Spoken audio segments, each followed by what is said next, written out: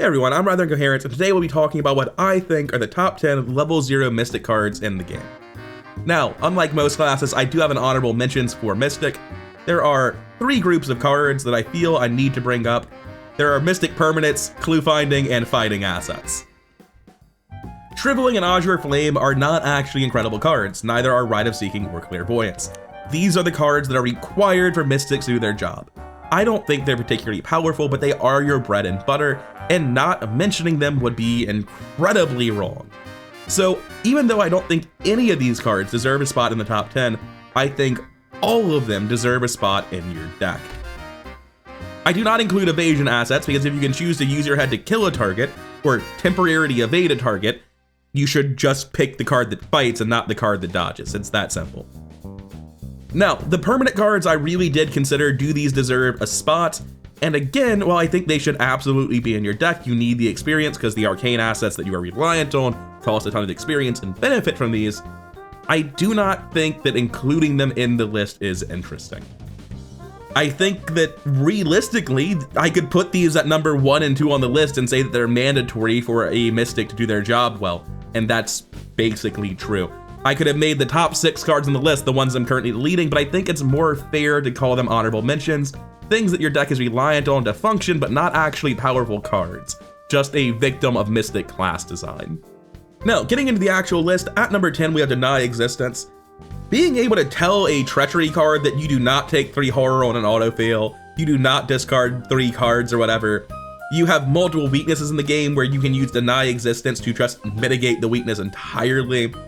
Deny Existence is a very, very strong card, and with most Mystics having 5 or 6 in their Meat Soak, Deny Existence is a card you almost certainly should run just for safety already.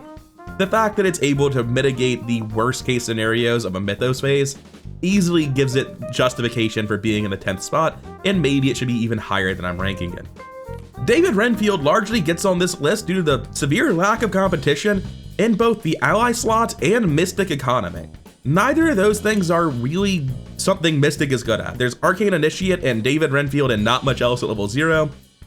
And as for economy, I'm always hesitant to even say that Voice of Ra is economy. It's pretty much just Uncage the Soul, which is conditional in multiple ways.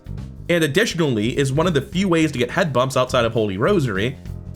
It's just really, really valuable. He's doing a lot of different things that you need with relatively little competition in all of them.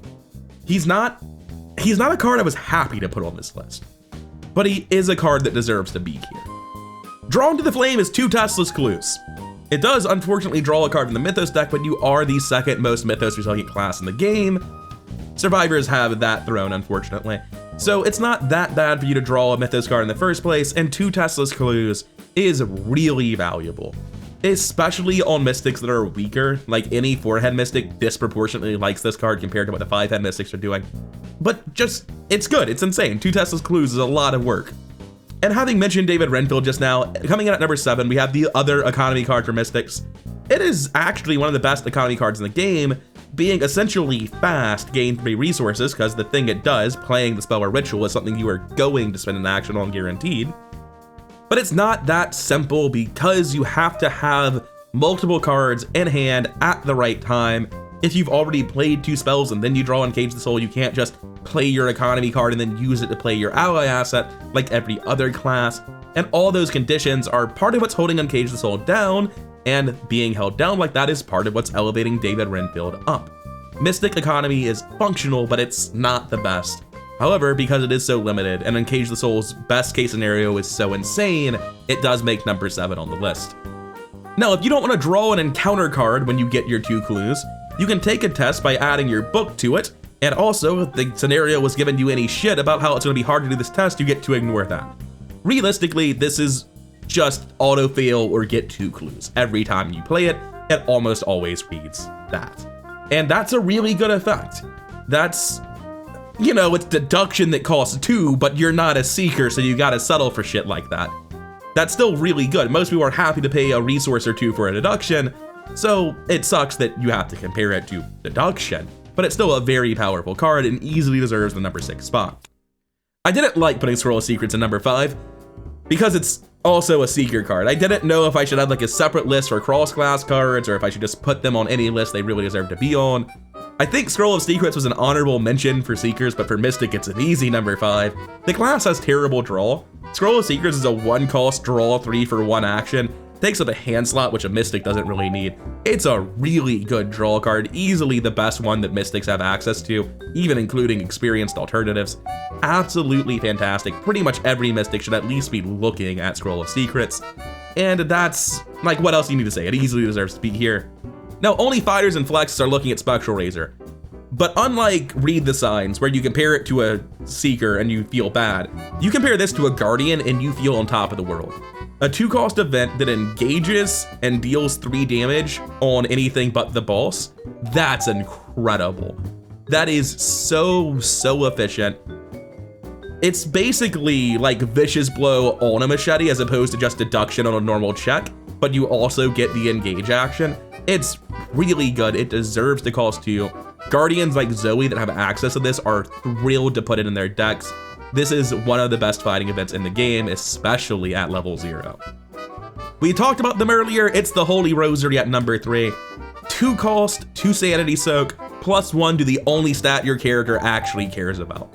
If this had no horror soak, you'd still be playing it. It's incredibly good. This is a mandatory card in virtually every Mystic. Not running this is almost always a mistake. It probably means you're trying to run another cooler accessory, and yes, that was a mistake. I'm not gonna mince words, this is a top 10 list. The other accessories were worse. Don't spend experience, stay with Holy Rosary, don't be led astray. Speaking of not spending experience, there are a bunch of skills that cost experience and do vastly less than Promise of Power, which is our easy number 2. Promise of Power gives you 4 question marks. Sure, eventually you draw a curse token, and it comes out to be unexpected courage as a total value. That's abstract as hell. You know what a curse token does? Not a lot on average.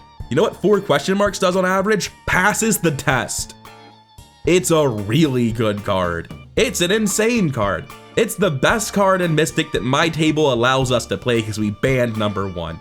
Promise of Power is easily, okay, deduction exists, easily the 2nd best level 0 skill in the game. Our number 1 banned at my table is Delve Too Deep.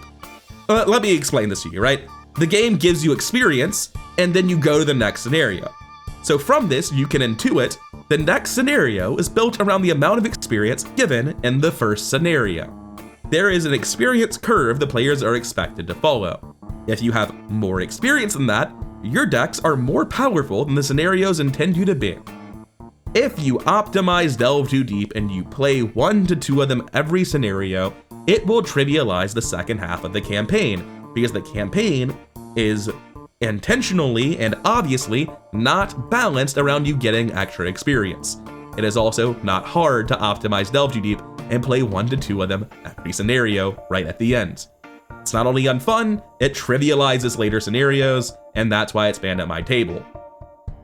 But we banned it for being too strong, so I can't not put it at number 1, because it is. It's so strong we banned it, because not only is it that strong, it's also just unfun to play with. At least with Promise of Power, you get to interact with the game in fun and meaningful ways. This is just degenerate.